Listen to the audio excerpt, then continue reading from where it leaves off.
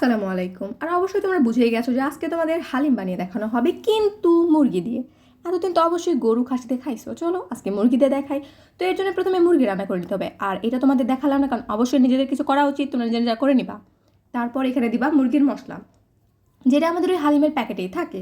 তো পুরোপুরি দেওয়ার একদম দরকার নাই, তোমরা যতটুকু রানবা সেই অনুযায়ী দিবা। অবশ্যই পুরো প্যাকেট লাগবে না। তো দেওয়ার পরে এখন ভালোভাবে এটাকে মিক্স করবা। যখন দেখবা মিশানো হয়ে গেছে, তখন এখানে পরিমাণ মতো পানি দিবা। পানি দেওয়ার পরে এখানে আবারও ভালো করে মেশাবা।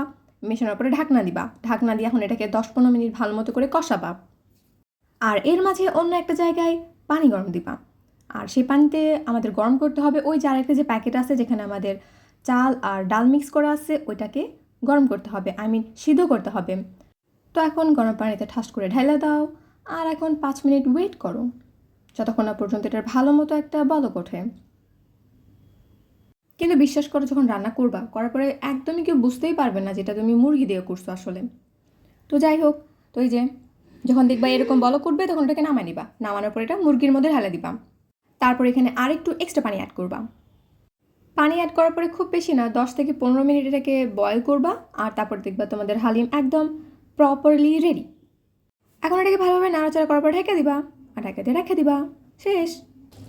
এই যে দেখতে পাচ্ছ বন্ধুরা, একদম অথেন্টিক হালিম। দেখলেই মনে হবে এখনই খেয়ে ফেলি, কিন্তু খাওয়া যাবে না, তার কারণ রোজা। রেডি হয়ে গেলে এখন একটা সুন্দর বাটিতে তুলে নিবা। তোলার পরে অবশ্যই নিজের বাড়িতে একটু মাংস বেশি নিবা, জোকস অ্যাপার্ট। আর হালিমের সাথে খাওয়ার জন্য শসা, আদা, কাঁচামরিচ, তারপরে পেঁয়াজ একটু ভেজে নিবা। নিয়ে এগুলো সাইড করে রাখবা, যাতে সব হয়ে যাওয়ার পরে এখন তুমি ভালোভাবে এটাকে সাজায় নিতে পারো। আর হালিম না আদা ছাড়া ভাল লাগে না, মানে এটার মেইনই মনে হয় আমার আদা। হুম, এর ভালো একটা টেস্ট আসে।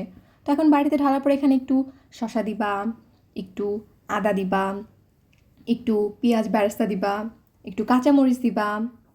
তারপরে সবার শেষে ভাই সব থেকে যেটা ইম্পর্ট্যান্ট সেটা হলো লেবু।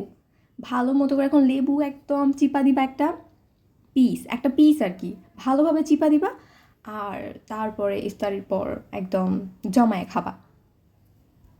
তো আজকের জন্য এই পর্যন্তই। আজকে তোমরা হালিম এনজয় করো, সরি আমি হালিম এনজয় করি, আর তোমরা অবশ্যই ট্রাই করিও। আল্লাহ হাফেজ।